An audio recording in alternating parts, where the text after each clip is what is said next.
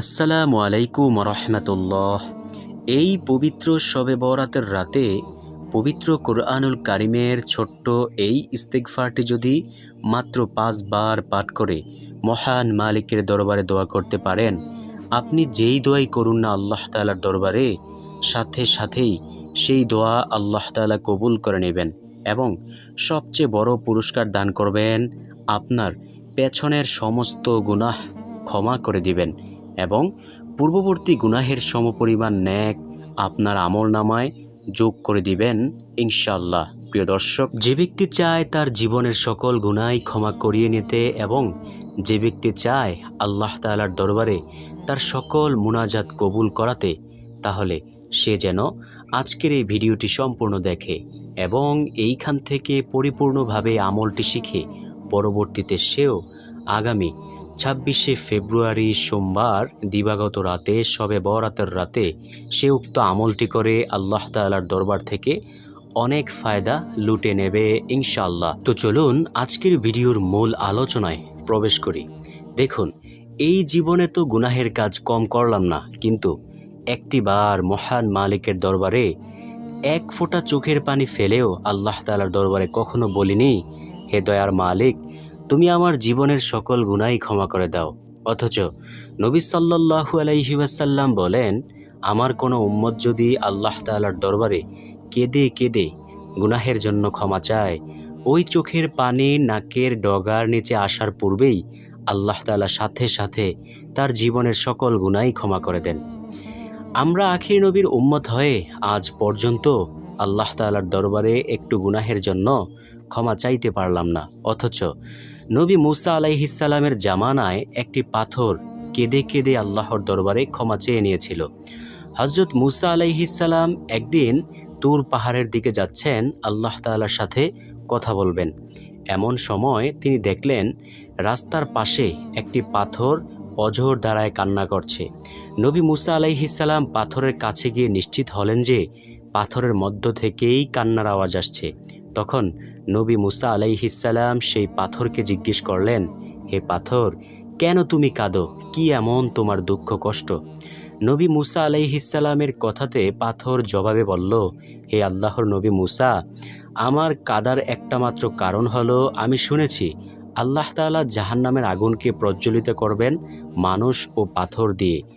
আর আল্লাহ তাআলার সাথে আপনি একটু বললেন তো, যাতে আল্লাহ তাআলা আমার জীবনের সকল গুনাহগুলো ক্ষমা করে দেয়। আমাকে যাতে আল্লাহ তাআলা ক্ষমা করে দেয়। পাথরের তো আর গুনাহ নেই, তারপরেও সে আল্লাহ তাআলার দরবারে কেঁদে কেঁদে ক্ষমা চায়। আল্লাহ তাআলার দরবারে আপনি একটু বললেন যাতে আল্লাহ তাআলা আমাকে ক্ষমা করে দেয়।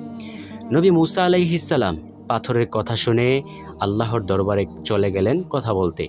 এমন সময় তিনি কথা বলা শেষ, এখন সে ফিরে আসবে। এমন সময় আল্লাহ তাআলা জিজ্ঞেস করলেন, হে নবী মুসা, তোমাকে তো পাথর একটি কথা বলেছিল। তখন নবী মুসা আলাইহিস সালাম বললেন, ও আল্লাহ, আমি তো ভুলেই গিয়েছিলাম। ওই পাথর তো কি বলেছে আল্লাহ তুমি তো সবই জানো। আল্লাহ, তুমি তাকে ক্ষমা করে দিও। হযরত মুসা আলাইহিস সালামের কথাতে আল্লাহ তাআলা ডেকে ডেকে বললেন, হে মুসা শোনো, তুমি ওই পাথরকে গিয়ে বলিও আমি ওই পাথরের কাদার কারণে আমি তার দিকে মায়া হয়েছে এবং তাকে ক্ষমা করে দিয়েছি। নবী মুসা আলাইহিস সালাম সেই পথ দিয়ে যাওয়ার সময় পাথরকে বলে দিয়ে গেলেন যে, হে পাথর শোনো, তোমার কাদা আল্লাহ তাআলা অনেক পছন্দ করেছেন, তাই তোমাকে আল্লাহ তাআলা ক্ষমা করে দিয়েছেন, তোমার আর কাদার দরকার নেই। নবী মুসা আলাইহিস সালাম পাথরটাকে বলে তিনি চলে গেলেন। কিছুদিন পর আবার নবী মুসা আলাইহিস সালাম সেই পথ দিয়ে যাচ্ছেন। এখন দেখলেন যে পাথরের কান্নার পরিমাণ আরও বেশি। পাথর এবার কাঁদতে কাঁদতে একেবারে নহর বানিয়ে ফেলেছেন। নবী মুসা আলাইহিস সালাম সেই পাথরকে আবার জিজ্ঞেস করলেন, হে পাথর, তোমাকে তো আল্লাহ তাআলা পূর্বেই মাফ করে দিয়েছে, তারপরে আর কেন এখনও পর্যন্ত তুমি কাঁদো? পাথর যেই জবাবটুকু দিয়েছিল, নবী মুসা আলাইহিস সালাম প্রশ্নের ভিত্তিতে যেই জবাবটুকু পাথর দিয়েছিল, সেটা সারা দুনিয়ার মানুষের জন্য একটা এলান স্বরূপ। পাথর বলল, যেই কান্নার কারণে আল্লাহ তাআলা আমার মতো একটি নগণ্য পাথরকে মাফ করে দিয়েছে, আমি বুঝতে পেরেছি আল্লাহ তাআলা কান্নাকে অনেক পছন্দ করেন, আর এই পছন্দনীয় জিনিসটাকে আমি তাই বাড়িয়ে দিয়েছি। সুবহানাল্লাহ। তাই পাথর কাঁদতে কাঁদতে একেবারে নহর বানিয়ে ফেলেছে। আল্লাহু আকবার। প্রিয় দর্শক, নবী মুসা আলাইহিস সালাম এর জামানায় যদি একটি পাথর এইভাবে কান্না করে আল্লাহ তাআলার দরবার থেকে ক্ষমা চেয়ে নিতে পারে, তাহলে আমরা তো আখির নবীর উম্মত, সৃষ্টির শ্রেষ্ঠ জীব, আশরাফুল মাখলুকাত, আমরা কেন মহান মালিকের দরবারে এক ফোঁটা চোখের পানি ফেলে ক্ষমা চাইতে পারি না? অথচ এই চোখের পানির যে কত দাম একটু শুনে নিন। হাসরের ময়দানে ফেরেশতারা জাহান্নামকে শিকল, লক্ষ লক্ষ শিকল দিয়ে ধরে রাখতে পারবে না। জাহান্নাম দৌড়ে চলে আসবে সকল গুনাহগার মানুষকে নেওয়ার জন্য। তখন আল্লাহ তাআলার দরবারে সকল ফেরেশতারা বলবেন, হে আল্লাহ, আমরা তো জাহান্নামকে ধরে রাখতে পারছি না, এখন আমাদের কি করা দরকার? আল্লাহ তাআলা ফেরেশতাদের কাছে একটু পানি দিয়ে বলবেন, এই পানিটুকু ওই জাহান্নামের গায়ে ছিটিয়ে দাও। ফেরেশতারা জাহান্নামের গায়ে এই পানিটুকু ছিটিয়ে দেওয়ার কারণে জাহান্নাম দৌড়িয়ে পিছনে চলে যাবে। ফেরেশতারা আল্লাহ তাআলার দরবারে বলবেন, হে দয়ার মালিক, আমরা লক্ষ লক্ষ ফেরেশতারা শিকল দিয়েও জাহান্নামকে টেনে ধরে রাখতে পারলাম না, অথচ একটু পানি কিভাবে জাহান্নামকে এত দূরে ঠেলে দিল? এটা কিসের পানি? আল্লাহ তাআলা বলবেন, হে ফেরেশতারা শোনো, এই পানিটা অনেক দামি পানি। এই পানিটা হলো আমার বান্দারা যখন জাহান্নামের ভয়ে দুনিয়াতে চোখের পানি ফেলেছিল, আমি সেই পানিটাকে বৃথা যেতে দেই নেই, আমি সেই পানিটাকে জমা করে রেখে আজকে আমি এইখানে কাজে লাগিয়েছি। সুবহানাল্লাহ। প্রিয় দর্শক, ফেরেশতারা জাহান্নামকে টেনে ধরে রাখতে পারে না, অথচ একটু চোখের পানি জাহান্নামকে কত দূরে ঠেলে দেয়। সুবহানাল্লাহ। তাই আসুন আজকের এই আমলটি করে আল্লাহ তাআলার দরবারে আমরা সুন্দরভাবে কেঁদে কেঁদে ক্ষমা চাইব ইনশাআল্লাহ।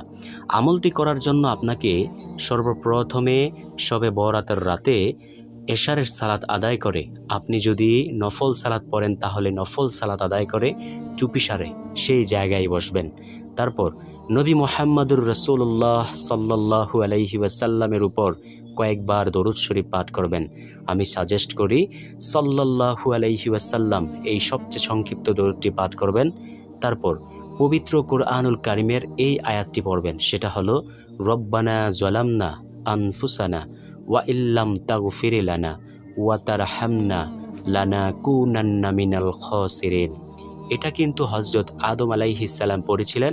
আদম আলাইহিস সালাম মহান মালিকের দরবারে এই ইস্তিগফারটি করেছিলেন। তারপর এটা পরে আবার নবী মুহাম্মদ সাল্লাল্লাহু আলাইহি ওয়াসাল্লামের উপর কয়েকবার দরুদ শরীফ পাঠ করে এইবার আল্লাহ তাআলার দরবারে দুইখানা হাত তুলিয়া জীবনের যত চাওয়া পাওয়া আছে সকল কিছু বলবেন এবং জীবনের সকল গুনাহের জন্য ক্ষমা চাইবেন ইনশাআল্লাহ। যদি আপনার পেছনে 80 বছর ধরে গুনাহ করে থাকেন, আল্লাহ তাআলা সাথে সাথেই 80 বছরের গুনাহকে ক্ষমা করে দিবেন। নবী সাল্লাল্লাহু আলাইহি ওয়াসাল্লাম অত্যন্ত খুশির আরেকটি সংবাদ দেন। নবী সাল্লাল্লাহু আলাইহি ওয়াসাল্লাম বলেন, কোনো উম্মত যদি খাঁটিভাবে খালেস নিয়তে অন্তরে ইখলাস নিয়ে তাওবার মতো তাওবা করতে পারে, আল্লাহ তাআলা তার সারা জীবনের সকল গুনাহই ক্ষমা করে দেন এবং পেছনে যত গুনাহের কাজ করেছিল সেই গুনাহগুলোকেও নেকে রূপান্তরিত করে দেন। সুবহানাল্লাহ। প্রিয় দর্শক, ইস্তিগফারকারীর এত দাম, কেন ইস্তিগফার করবেন না? নবী সাল্লাল্লাহু আলাইহি ওয়াসাল্লামের কোনো গুনাহ না থাকা সত্ত্বেও নবীজি সাল্লাল্লাহু আলাইহি ওয়াসাল্লাম দৈনিক 70 বারের অধিক ইস্তিগফার করতেন, অথচ আমাদের গুনাহের কোনো শেষ নেই, কিন্তু আমরা কিন্তু বেশি বেশি ইস্তিগফার করতে পারি না। তাই আসুন প্রিয় দর্শক, এই পবিত্র রজনীতে, এই ভাগ্য রজনীতে অবশ্যই আমরা এই ইস্তিগফারের আমলটি করে আল্লাহ তাআলার দরবার থেকে জীবনের সকল গুনাহ ক্ষমা করিয়ে নেব ইনশাআল্লাহ। ইনশাআল্লাহ আর কৃপণতা করব না। প্রিয় দর্শক, এই ছিল আজকের ভিডিও। পরবর্তী ভিডিও পেতে চাইলে অবশ্যই চ্যানেলটিকে সাবস্ক্রাইব করে পাশে থাকা বেল আইকনটি বাজিয়ে দিন।